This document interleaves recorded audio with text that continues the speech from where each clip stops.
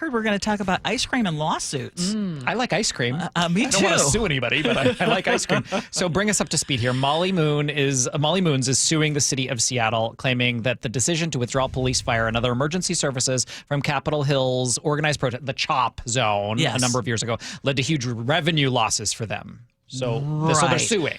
Yes, and I know that there are going to be people who say, well, isn't that especially rich? Because Molly Moon, the owner, was also the same person who said, essentially, this is a gun-free zone. We don't want police officers here if they don't take off their arms.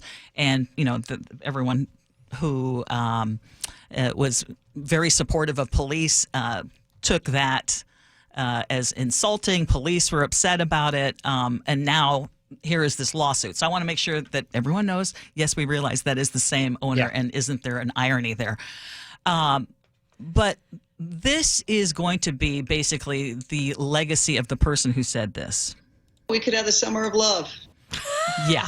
Former mayor she will Jenny never live Durkin. that down. Ever live that She down. will not live that down. And so this lawsuit is just the latest in the basically what the city of Seattle is going to end up having to pay out for the abysmal failure of that particular administration. The CHOP zone was crazy.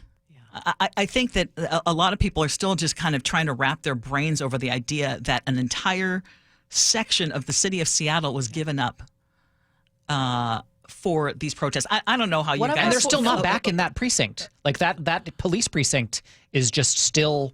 Empty? No. No, did they move back in there? Yeah. Okay. No. The East Precinct is back.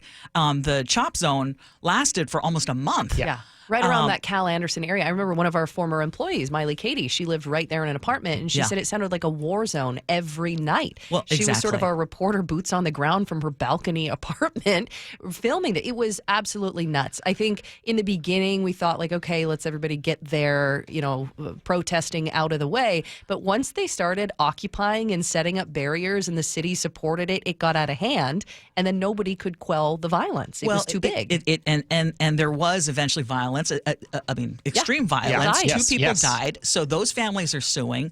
The city of Seattle has already paid out millions of dollars to other businesses. So will she prevail? Will Molly Moon prevail? Probably. Because, again, what happened was unprecedented and was just an abject failure of leadership, starting with Jenny Durkin. Has anybody asked her if this is going to reach class action status? Because she's not the only business in what was the CHOP zone. Has anyone asked Molly? Yeah. Or has she been interviewed about I don't this? know. I mean, she's going this alone. I think everyone's going to try to get their money. Basically, and they see that the city of Seattle is not going to have much of an argument. Again, the only thing that might work against Molly Moon in particular is, wait, would you have allowed police to actually? And I think if we get the politics out of there, of course, she wanted police and fire to have access to her business, and she wasn't able to have business, is what she's claiming. And I think there are going to be a lot of business owners and people who live in that area who will be able to sue.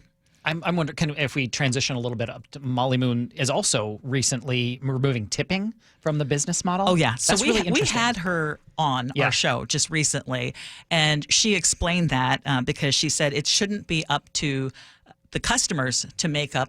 I believe, she said, in paying a livable wage for my employees. So I think they were, in the $20 an hour range for, to start and going up from there.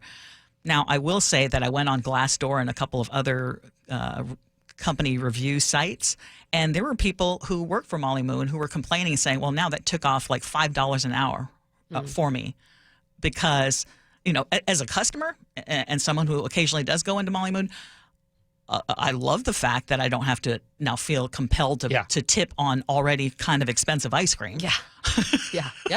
But for the people who work there, it's, she offers a lot of other benefits too. I mean, I think she's very progressive in terms of her what she offers her employees, but not everyone is totally happy with the no tipping thing, other than customers. It is interesting though. Businesses are moving in this direction. I live in the Montlake neighborhood, and we have a new bakery, Oxbow Bakery. They're doing this I now. ate there. It's so Fuel, which is the coffee shop chain, they're doing that now. Like there are not cafes in our little business district that now allow tipping. There's no tipping in Montlake. Seriously? Yeah. I mean, it's a tiny little neighborhood, Yeah. but there are no tips in Montlake. America's unique in that. Yeah. I remember trying to tip when I was in Europe last year, and they're like, "You Americans, you just like to throw your money at people," and they refuse to take it.